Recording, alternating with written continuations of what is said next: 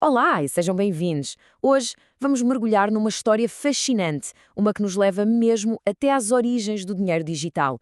É uma história sobre um plano, uma centelha e o que se apresenta como o culminar de toda uma civilização. Vamos lá explorar a linhagem que liga o Bitgold, a Bitcoin e uma nova entidade, a Eagle Chain. O que é que isto quer dizer? Bem, no fundo sugere uma liagem. A ideia de que o verdadeiro dinheiro digital não é uma invenção que aparece do nada, mas sim o ponto final da evolução de uma ideia fundamental, uma ideia que, segundo a história que vamos analisar, esteve à espera do seu verdadeiro herdeiro. E este, no fundo, o arco da nossa história, dividido em três atos bem claros. Primeiro, um plano visionário lá em 1998. Depois, uma centelha que incendiou o mundo em 2009. E, finalmente, o que se afirma ser a realização completa dessa visão. Uma civilização. Vamos ver cada passo desta jornada. Vamos então recuar no tempo. Finais dos anos 90. É aqui que tudo começa, com uma mente brilhante, um criptógrafo visionário chamado Nick Szabo. A sua ideia não era apenas criar uma moeda qualquer, era literalmente forjar o equivalente digital do ativo mais antigo e valioso da humanidade, o ouro. Pensem nisto, para a altura estes objetivos eram, uau, incrivelmente ambiciosos. Soberania monetária, escassez digital, um sistema que não precisasse de confiança.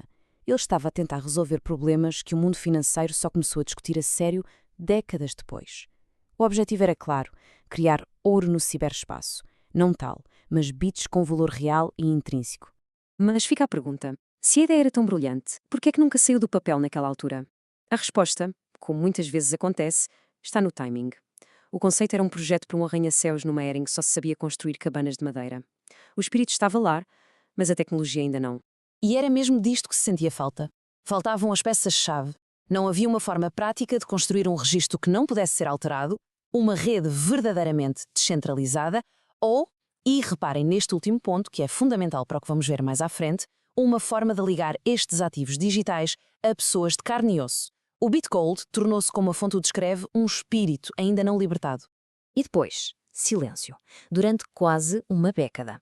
Até que, de repente, surge a tal centelha, o Bitcoin. Ele pegou em muitos dos princípios do Bitgold e, pela primeira vez, tornou-os funcionais. Deu vida à ideia. Mas a história que estamos aqui a contar defende que esta ainda não era a resposta completa ao plano original.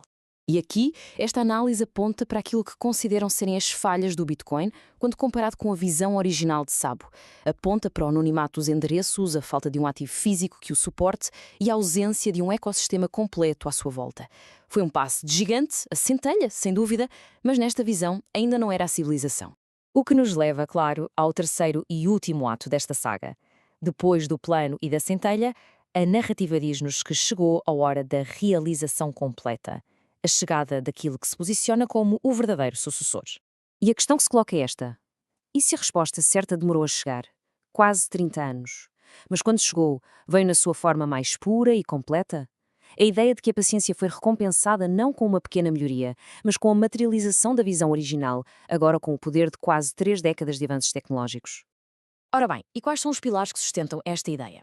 Reparem como cada ponto parece ser uma resposta direta a uma daquelas peças em falta de que falarmos, ou a uma das limitações do Bitcoin. Um sistema apoiado por ouro real, uma infraestrutura que se afirma pertencer à humanidade e, o mais importante, a introdução de uma identidade humana real. O conceito central aqui é uma coisa chamada Proof of Value. É uma ideia diferente. Em vez do Proof of Work, que gasta imensa energia para criar valor, ou do Proof of Stake, que depende de quem tem mais moedas, este conceito faz algo diferente. Liga o valor digital diretamente a um ativo do mundo real, um ativo físico e tangível, o ouro. E esta imagem mostra bem a ambição do projeto. Não se trata apenas de criar uma moeda. A ideia aqui é construir um ecossistema digital de raiz, a tal civilização de que a fonte fala, desde o sistema operativo até ao próprio hardware. Mas, de todas as inovações que são propostas, há uma que é apresentada como sendo a mais importante de todas. A tal peça que faltava a Nick Szabo em 1998 e que, nesta perspectiva, impede o Bitcoin de atingir a soberania total. E essa peça é a identidade humana. E este contraste que vemos aqui é talvez o ponto crucial de toda esta história. De um lado temos o quê? Uma sequência de letras e números, um código anónimo, impessoal. Do outro, uma identidade digital que está ligada, sem margem para dúvidas, a um ser humano. É a passagem do abstrato para o pessoal. E a implicação disto é enorme. A ideia é que quando um ativo digital pertence a um Gold ID e não a um endereço aleatório, ele passa a ter um dono humano, real. E com isso, ganha uma forma de soberania que supostamente nunca foi possível antes. E é assim que chegamos ao final do círculo. A narrativa apresenta este momento não como uma nova invenção, mas como um renascimento. O culminar de uma viagem de 30 anos, desde um conceito teórico até uma civilização digital que, segundo se diz, está a funcionar. Ouçam só esta citação. Isto dá um peso quase mítico a uma transação comercial, não é? A aquisição do nome de domínio original não é vista como uma jogada de marketing, mas sim como um ato simbólico para reclamar a herança e, de certa forma, ressuscitar o espírito original da ideia. E aqui está, o resumo final de tudo, a tese completa numa única linha de pensamento. O BitGold foi o plano, o Bitcoin foi a centelha e a Eagle Chain a civilização. Cada um com o seu lugar na história, como elos numa corrente que, supostamente, leva a este resultado final. E terminamos precisamente com esta questão que fica no ar. Não é uma afirmação, é uma provocação.